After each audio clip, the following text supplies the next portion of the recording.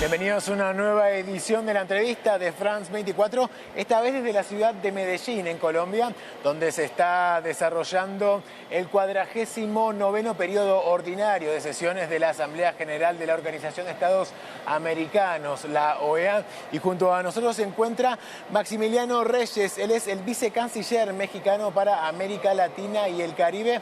Señor Reyes, muchísimas gracias por estar presente en la entrevista. Gracias, Santiago, un gusto estar con ustedes. Gracias.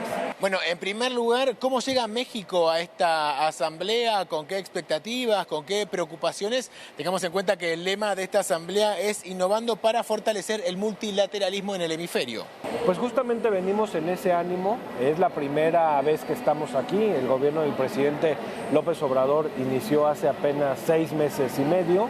Creemos fuertemente que el multilateralismo hoy más que nunca debe estar vigente ante las amenazas de cerrazón, de voltear hacia adentro que se presentan en todo el planeta. El multilateralismo debe fortalecerse y en el caso de nuestro continente, donde hay muchos retos y muchos temas pendientes, mucho más. Y uno de los temas que ya se adelantó, que se va a abordar durante estas 3 jornadas de la Asamblea de la Organización de Estados Americanos, tiene que ver con la crisis en Venezuela. México, al igual que otros pocos países como Uruguay, han planteado una postura que se diferenció de gran parte de la comunidad internacional y fue uno de los pocos gobiernos que invocó la no intervención y la autodeterminación de los pueblos, algo que generó bastante rechazo por algunos sectores de la comunidad internacional. También el gobierno llamó a encontrar una solución pacífica, dialogada. ¿Cuál es su evaluación de esta decisión del gobierno y también sobre las repercusiones que tuvo esta determinación? Pues mira, la posición de México ha sido pública. En esta Asamblea General vamos a ser consecuentes y congruentes con esta posición. No ha cambiado. Libre autodeterminación, no intervención, cooperación para el desarrollo y sobre todo solución pacífica para los conflictos. No es la primera vez que México se queda solo en algún tema diplomático internacional. Hay muchas historias en donde México ha sido el único país que ha manifestado posiciones distintas a las que la mayoría. En muchas ocasiones hemos sido contracorriente de la mayoría y la historia nos ha dado la razón. Ahora no estamos solos, está Uruguay con nosotros, está el CARICOM con nosotros, está Bolivia con nosotros y están todos los países que quieran que a través del diálogo el conflicto en Venezuela tenga una solución pacífica. ¿México podría ser un mediador en ese diálogo? Sí, por supuesto, ya lo somos. Y los países de la comunidad internacional y particularmente los países latinoamericanos lo saben. Porque estamos en permanente comunicación con ellos desde diciembre del año pasado. ¿Y en qué estado están las relaciones con el Grupo de Lima? Porque con respecto al tema de Venezuela hubo una ruptura o al menos cierto distanciamiento, ¿no? Porque salvo México, el grupo unánimemente reconoció a Juan Guaidó como presidente venezolano. Pues ha habido una postura diferente, no hemos asistido a las últimas reuniones, pero la comunicación la mantenemos al más alto nivel y muy fluida. Y no hemos asistido porque no hemos compartido esas posiciones, entonces no tiene caso generar ruido, pero seguimos manteniendo comunicación, coordinación, consultas, etc. Bueno, veremos ahora de un tema que está en auge en las miradas del mundo, que tiene que ver con las relaciones entre Estados Unidos y México, atravesadas por la cuestión de la migración, el conflicto migratorio. La Guardia Nacional Mexicana ya ha sido desplegada en los últimos días, tanto en la frontera norte-sur, más de 20.000 integrantes de esta guardia. ¿Cómo fue recibida esta medida por los mexicanos? Y puede interpretarse también, como una concesión frente a Estados Unidos que pide mayor acciones frente al conflicto migratorio. Sí, por supuesto, hay un mecanismo de coordinación y de comunicación permanente con Estados Unidos de América. Tenemos 3.000 kilómetros de frontera. El país donde viven el mayor número de estadounidenses fuera del suyo es México y el país donde vive el mayor número de mexicanos fuera del nuestro es Estados Unidos. Somos el primer socio comercial, tanto importador como exportador, con Estados Unidos. El incremento de la presencia en los elementos de la Guardia Nacional es para reforzar las tareas del Instituto Nacional de Migración y combatir el tráfico de personas. Los traficantes de personas lucran y hacen un gran negocio a partir de las necesidades y el sufrimiento de los migrantes. Y entonces este gobierno está empezando, insisto, llevamos 6 meses y medio.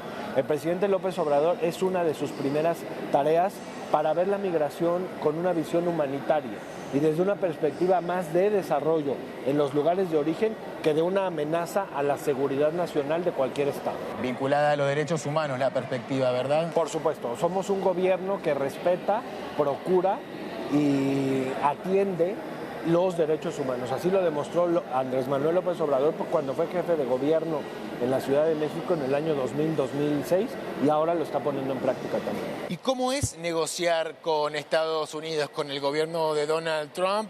¿Es difícil? Bueno, estamos hablando de un presidente que ha tenido declaraciones muy duras respecto de los mexicanos. Mira, las negociaciones avanzan con mucho respeto, con mucha conciencia, con mucho entendimiento.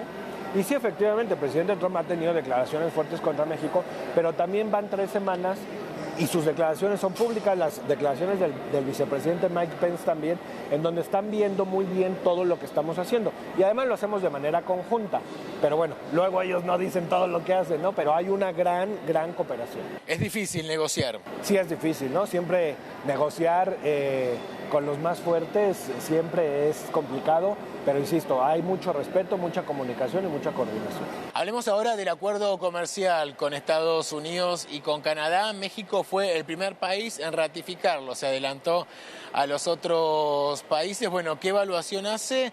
Y además, ¿es esto una muestra de este multilateralismo hemisférico que se está buscando en esta asamblea? Nosotros creemos firmemente en el libre comercio.